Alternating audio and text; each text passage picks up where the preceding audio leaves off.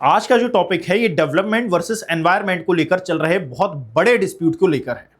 याद रखिएगा कि इस पूरी न्यूज का जो संबंध है ये आपके जीएस पेपर 2 के साथ भी है, साथ ही साथ जीएस पेपर 3 के साथ भी आपको इसका को रिलेशन देखने के लिए मिलेगा, बिकॉज कि दिस टॉपिक इज डायरेक्टली या फिर this news is directly connected with your environment ecology point of view, क्योंकि यहां पर डिफॉरेस्टेशन की भी बात की गई है।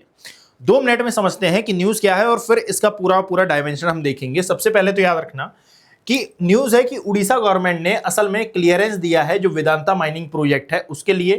अप्रोक्सीमेटली आप देखोगे कि 311 मिलियन टन के यहां पर बॉक्साइट रिजर्व मौजूद है और उड़ीसा गवर्नमेंट ने बोला है कि भाई जिस हिल के आसपास के रीजन में ये दिखाई देते हैं वहां तक आप रोड एंड इंफ्रा बना सकते हैं ताकि जो बॉक्साइड माइनिंग है इसमें थोड़ी सी आसानी हो सके और साथ ही साथ जो बॉक्साइड माइनिंग होगी उसको मेन एरिया तक पहुंचाया जा सके। इसके लिए एक रोड डेवलप की जानी है, इसको नाम दिया जा रहा है SH44, यानी कि जो स्टेट हाईवे नंबर 44 है उसका इसको नाम दिया जा रहा है। यहां पर आप देखोगे स्टेट हाईवे नंबर 44। और जो लोकल एरिया में रहने वाले ट्राइबल्स हैं उन्होंने इन पहाड़ी पर जाकर अपना पूरा आवास बना लिया है और बोल रहे हैं कि भाई हम यहीं पर रहेंगे और इस पहाड़ी की रक्षा करेंगे, बिकॉज की आदिवासी समुदाय ये प्रकृति प्रेमी ज्यादा होते हैं और ये प्रकृति से यानी कि जो फॉरेस्ट एरिया होते हैं, जंगल होते हैं, वन्य प्राणी होते हैं, उनसे ज्यादा प्रेम करते हैं। दैट इज वाई इन्होंने कहा है कि इन वनों को नष्ट करना मतलब कि हमारा जो प्राकृतिक आवास है इसको नष्ट करना, पहली बात। और दूसरी बात यह है कि इन वनों को नष्ट करना दैट मीन्स कि हम ये समझते हैं कि भाई आप हमारे माता पिता, हमारे सगे संबंधियों को कहीं ना कहीं हिट कर रहे हैं।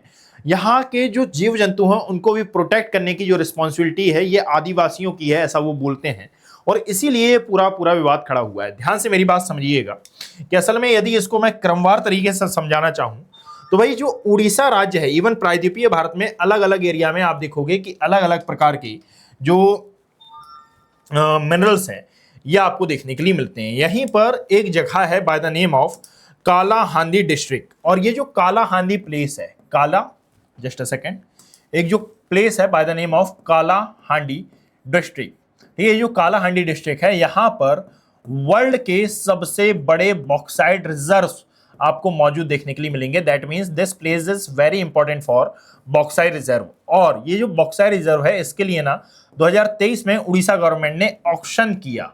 इस ऑक्शन में असल में जो वेदांता इंडस्ट्रियल ग्रुप था इसने भी बोली लगाई और ये बोली जीत भी लेता है।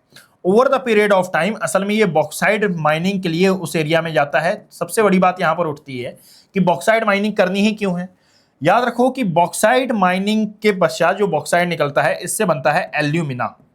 इस एल्यूमिना से बनता है क्या, एल्यूमिनियम। यानी कि एल्यूमिनियम के लिए एक्चुअली में हमको बॉक्साइड माइनिंग की जरूरत होती है और एल्यूमिनियम का जो यूज है ये आज मल्टीपल जो इंडस्ट्रीज होती हैं इसमें किया जाता है। जो इलेक्ट्रिकल प्रोडक्ट्स बनते हैं, इलेक्ट्रॉनिक प्रोडक्ट्स बनते हैं, इसमें भी इसका यूज किया जाता है। दैट मीन्स कि ये जो एल्यूमिनियम है ये बहुत ज़्यादा जरूरी होता है और इसका जो बेस मटेरियल है ये क्या है, बॉक्साइड, यानी कि रॉ मटेरियल के तौर पर यूज किया जाता है।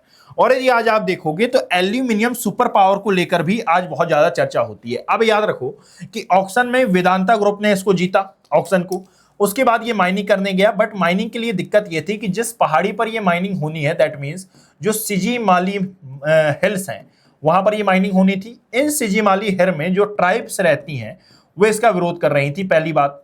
दूसरी बात यह है कि असल में सिजीमाली ये जो हिल है यहाँ पर माइनिंग करने के बाद इस बॉक्साइड को जब नीचे लाया जाता और मेन मार्केट तक इसको जोड़ा जाता या फिर इंडस्ट्री के पास लाया जाता तो किसी भी प्रकार का रोड एंड इंफ्रास्ट्रक्चर नहीं था और इसी बात को लेकर बहस हो गई। यानी कि रोड एंड इंफ्रास्ट्रक्चर की मांग उठती है कि भाई आप यहाँ पर रोड एंड इंफ्रा तो बनाइए, और जो ट्राइबल समूह थे ये बोलते हैं कि भाई यदि यहाँ पर आपने रोड एंड इंफ्रास्ट्रक्चर बनाया तो इसके लिए आप डिफॉरेस्टेशन करेंगे, जो वनीय क्षेत्र है इसको आप काटेंगे। वन क्षेत्र को काटने पर हमारा जो एनवायरनमेंट है जिसको हम प्रोटेक्ट करने का काम करते हैं, ये एनवायरनमेंट का डिग्रेडेशन हमको देखने के लिए मिलेगा, जो हम बिल्कुल भी नहीं चाहते।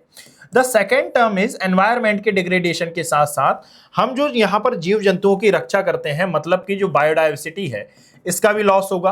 बायोडाइवर्सिटी लॉस के साथ साथ आप देखोगे कि जो रेनफॉल पैटर्न है ये भी चेंज होगा, यानी कि जो पानी की उपलब्धता है ये भी कहीं ना कहीं प्रभावित होगी, और ऐसा हम बिल्कुल नहीं चाहते। और यहां से एक पूरा पूरा डेवलपमेंट वर्सेस एनवायरमेंट का मुद्दा बनता है। तो होता यह है कि ये जो ट्राइबल समूह हैं ये पहाड़ियों पर जाकर रहने लगते हैं, यानी कि 24 घंटे ये उस पहाड़ी को संरक्षण देते हैं कि भाई कहीं हमारी अनुपस्थिति में ऐसा तो नहीं है कि ये गवर्नमेंट आएगी और गवर्नमेंट आकर यहाँ पर इस प्रोजेक्ट को चालू कर दे। ये जो पूरा रोड एंड इंफ्रा बनाने का आपने वादा किया है, क्योंकि आपने तो ऑप्शन कर लिया है, तो आप रोड एंड इंफ्रा यहाँ पर रातों रात बना दें, या फिर किसी प्रकार से यहाँ पर माइनिंग कर लें, या फिर डिफॉरेस्टेशन कर लें, बिकॉज की सभी चीजें इंटरलिंक्ड रहती हैं। यदि एक बार डिफॉरेस्टेशन हो गया तो उसको वापस से वैसा तो किया नहीं जा सकता। यानी कि गवर्नमेंट आएगी या फिर कोई भी गवर्नमेंट के पर्सन आएंगे, ये पेड़ों को काट देंगे और बोलेंगे कि पेड़ तो कट ही गए हैं, अब एक काम करते हैं माइनिंग भी कर लेते हैं, और माइनिंग होने लगी है तो एक काम करते हैं रोड भी बना देते हैं, आपका नुकसान ना हो इसीलिए लीजिए, आप इसके बदले मुआवजा ले लीजिए। सो ऐसी कोई कंडीशन क्रिएट ना हो पाए, इसके लिए ट्राइबल्स जाते हैं और ये पहाड़ी पर ही निवास करना चालू कर देते हैं, ताकि ये अपने राइट्स का भी प्रोटेक्शन कर सकें, साथ ही साथ जो फॉरेस्ट एरिया है उसका भी प्रोटेक्शन करें, और ये जो एनिमल्स हैं इनके एरिया का भी ये प्रोटेक्शन कर सकें।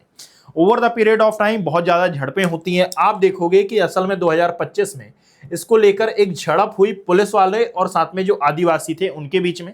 अप्रॉक्सीमेटली 77% जो पर्सन है उनकी डेथ हुई, 58 शायद इसमें पुलिस वाले थे। यानी कि इतना बड़ा ये एक इशू बन गया, यानी कि एक प्रकार से ये नेशनल इशू बनता है। अब होता क्या है, over the period of time ये मुद्दा पहुंचता है, यानी कि उड़ीसा गवर्नमेंट इसमें कर रही थी, ये मुद्दा कोर्ट में पहुंचता है। अभी उड़ीसा गवर्नमेंट ने किसी प्रकार का विधेयक, किसी प्रकार का बिल असल में पेश नहीं किया था कि भाई रोड बनानी ही है, या फिर ऐसा वैसा ऑर्डर कुछ नहीं दिया था। ये लोकल लेवल पर संघर्ष हो रहा था। अब याद रखो कि असल में उड़ीसा गवर्नमेंट ने यहां पर क्या बोल दिया है कि हाँ, हम यहाँ पर रोड एंड इंफ्रा बनाने पर, मेनली रोड बनाने पर, और जो रोड बनाई जाएगी इसको SH44 का नाम दिया जाएगा, इसको हम क्लैरिफाई करते हैं, इसको हम मंजूरी देते हैं। और ये मंजूरी मिलने के साथ ही आप देखोगे बच्चे कि असल में ये जो कंट्रोवर्सी है अब ये नेशनल लेवल की हो गई। और ये जो कंट्रोवर्सी है ये क्यों बढ़ी और ज्यादा, यस कंट्रोवर्सी है बढ़ने का एक और मेन रीजन ये है कि भाई आप डेवलपमेंट पर तो ध्यान दे रहे हैं, आप इंडिया को एल्यूमिनियम सुपर पावर बनाने पर तो ध्यान दे रहे हैं, बट क्या आप उसके साथ एनवायरनमेंट को प्रोटेक्ट कर रहे हैं? क्या आप एनवायरनमेंट को प्रोटेक्ट करने पर ध्यान दे रहे हैं? और यदि आप एनवायरनमेंट को प्रोटेक्ट नहीं कर रहे हैं तो बताइए कि ऐसा डेवलपमेंट जो कि डायरेक्टली एनवायरनमेंट को हिट करता है, क्या ये हमारे लिए सही है और क्या ये हमारे फ्यूचर के लिए सही है? बेसिकली ये एक पॉइंट यहां पर उठना चालू हो जाता है। सो अभी वर्तमान में इसको लेकर क्या चल रहा है? अभी वर्तमान में अब डिस्प्यूट चल रहा है, यानी कि उड़ीसा गवर्नमेंट ने ये क्लियरेंस दिया है कि भाई ये प्रोजेक्ट कंप्लीट होना चाहिए, बट जो ट्राइबल्स हैं ये अपने राइट रखे हैं। और अब ये मामला जाएगा कहां पर? हो सकता है कि किसी ने या तो किसी ना किसी ट्राइब्यूनल में, और नहीं तो या तो किसी ना किसी ये कोर्ट में जाएगा।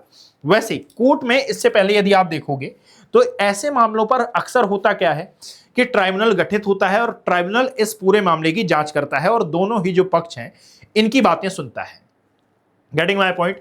ये जो पूरा मामला है ये बॉक्साइट माइनिंग से जुड़ा हुआ है। ये बॉक्साइट माइनिंग ऐसी वैसी नहीं है, यानी कि यहां पर लगभग 311 मिलियन टन ये जो बॉक्साइट है इसके होने की उम्मीद है। साथ ही साथ जो एरिया है ये 4.9 हेक्टेयर एरिया को लेकर ये जो पूरा विवाद है ये आपको देखने के लिए मिलेगा। लगभग 5 हेक्टेयर के आसपास, 4.9 पॉइंट और कुछ है, इतने एरिया को लेकर ये पूरा डिस्प्यूट हो रहा है। Getting my point? इस बात को याद रखिएगा, this topic is directly connected with your GS paper 3, जहां पर आप एनवायरमेंट इकोलॉजी के बारे में पढ़ते हैं, और जीएस पेपर 2 क्योंकि यहां पर उड़ीसा गवर्नमेंट ने ये ऑर्डर दिया है। यदि आपको ये इन्फॉर्मेशन पसंद आई हो तो आप इस वीडियो को ज़्यादा से ज़्यादा शेयर कर सकते हैं, अपना जो रिस्पेक्टिव फीडबैक है या हमें कमेंट सेक्शन में दे सकते हैं। बाकी ऐसे तमाम प्रकार के और सेशन के लिए आप इस चैनल से जुड़ सकते हैं। Thank you, have a great day.